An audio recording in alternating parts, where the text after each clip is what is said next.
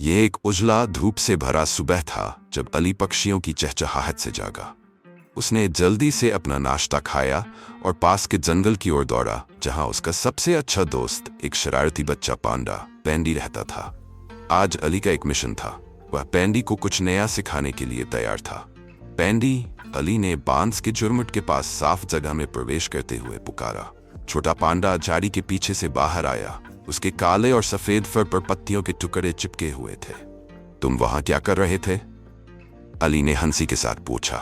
पैंडी ने अपना सिर झुका लिया, अपने पंजों में आधा खाया हुआ बांस पकड़े हुए। अली हंसी नहीं रोक सका।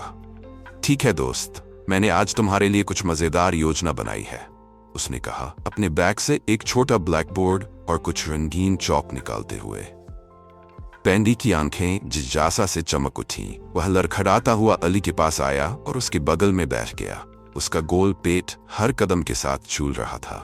आज हम एबीसीडी सीखेंगे, अली ने एक जादूगर की तरह चौक को उठाते हुए नाटकीय रूप से घोषणा की।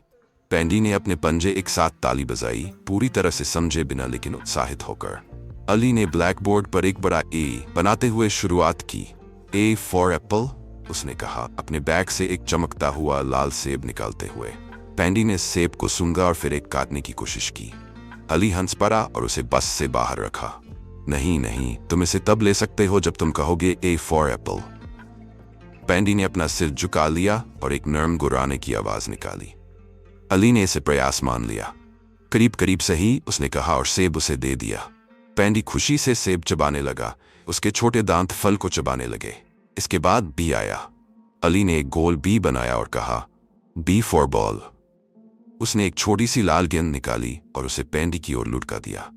पांडा की आंखें चमक उठीं क्योंकि उसने उस पर कूदकर हमला कर दिया। उत्साह में उल्टा हो गया। अली हंसते हंसते लोटपोट हो गया। तुम एक स्वाभाविक सीखने वाले हो पैंडी, उसने कहा। पैंडी ने खुशी से चीख का जवाब दिया। बात जारी रहा, जिसमें अली ने सी फॉर कैट और डी फॉर डॉग का परिचय दिया। जब अली ने एक बिल्ली की तस्वीर बनाई तो पैंडी ने बिल्ली की म्याऊ की नकल करने की कोशिश की, लेकिन वह एक चमड़ाते दरवाजे की तरह आवाज करने लगा। ठीक है, वह भी पास ही है, अली ने कहा, अपने प्यारे दोस्त के सिर पर थपकी देते हुए। लेकिन जब वे ई फॉर एलिफेंट पर पहुंचे तो चीजें मजेदार मोड़ ले गईं। अली ने एक हाथी की तस्वीर बनाई और उसके ट्रम्पेट जैसी आवाज की नकल करने की कोशिश की। पैंडी इसे एक खेल समझते हुए अपने हाथों को कानों की तरफ फड़फड़ाने और जगह के चारों ओर पैर पटकने लगा। अली अपनी हंसी नहीं रोक सका। ठीक है, चलो एक ब्रेक लेते हैं, उसने अपनी आंखों से हंसी के आंसू पोंछते हुए कहा। वे एक बड़े पेड़ की छांव के नीचे बैठ गए, नाश्ता करते हुए।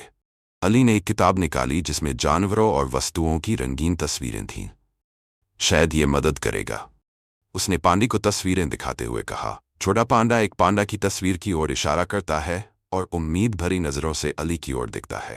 हाँ, पी फॉर पांडा, अली ने मुस्कुराते हुए कहा। पैंडी ने अपने पंजे ताली बजाते हुए अपने आप पर गर्व महसूस किया। दिन हंसी और मजे से भरा था क्योंकि अली ने पैंडी को और अक्षर सिखाने की कोशिश की। दिन के अंत तक उन्होंने ए से